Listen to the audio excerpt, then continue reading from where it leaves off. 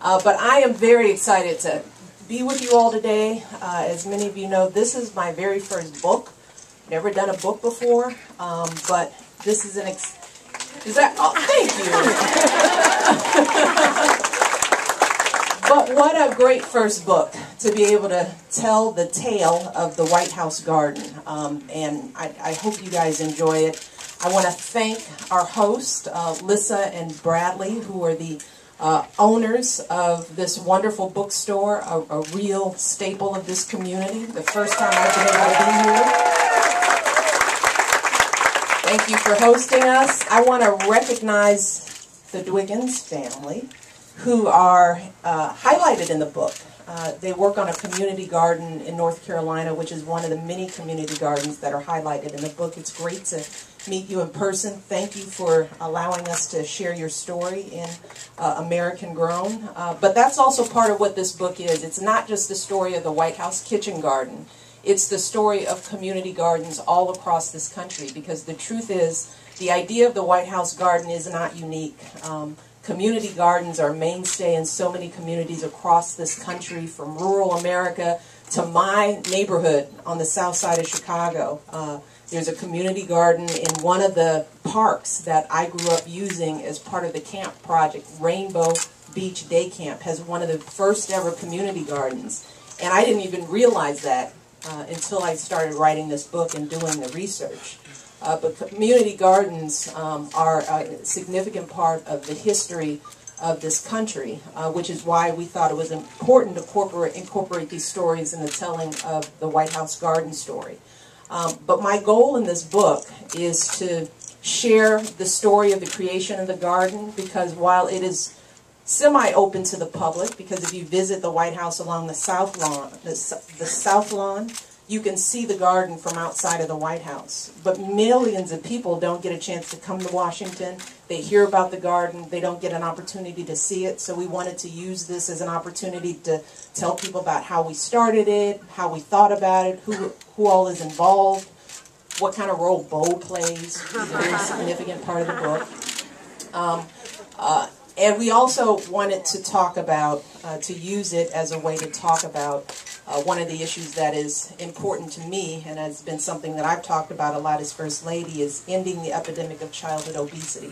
Because the garden was really a way to begin this conversation about how do we educate our children about the food they eat and how it impacts their body and how all of that affects their health, and encourage our children to eat healthy and eat more vegetables and to get more exercise, which is the whole goal of Let's Move.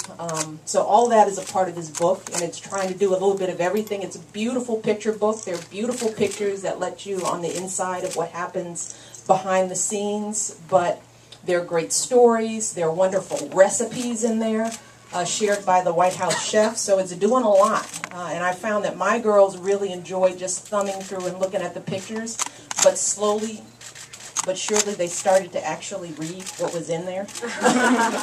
And that's really the hope, that the pictures draw people of all ages in, and then they start to read it and maybe start thinking about how to start a garden on their own, because there are many ways to do it. You don't have to have many acres. You don't have to have a staff. You can have a few containers. You can, there are schools that are starting gardens and they're using it as part of the curriculum, and we talk about that in the book as well. So hopefully there's some useful tips for gardeners and would-be gardeners and non-gardeners. So I hope you all enjoy the book.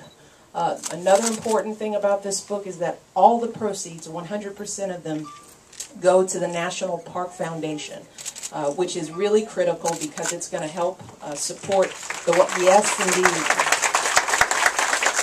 Those funds are going to help support the White House Kitchen Garden and other community gardens across this country. So, by the way, it's Mother's Day coming up. I would say that I was going to give this as a gift of my mother, but she already has like 10 copies. But I might buy her another one, just for the heck of it. But it's a great gift, and hopefully you share it with your family and friends. And with that, I'm going to meet you guys, sign books, and... Thank you. I love you too. Love you too. You all have just been tremendous supporters, and I am just proud to be the First Lady of this country. Thank you all so much.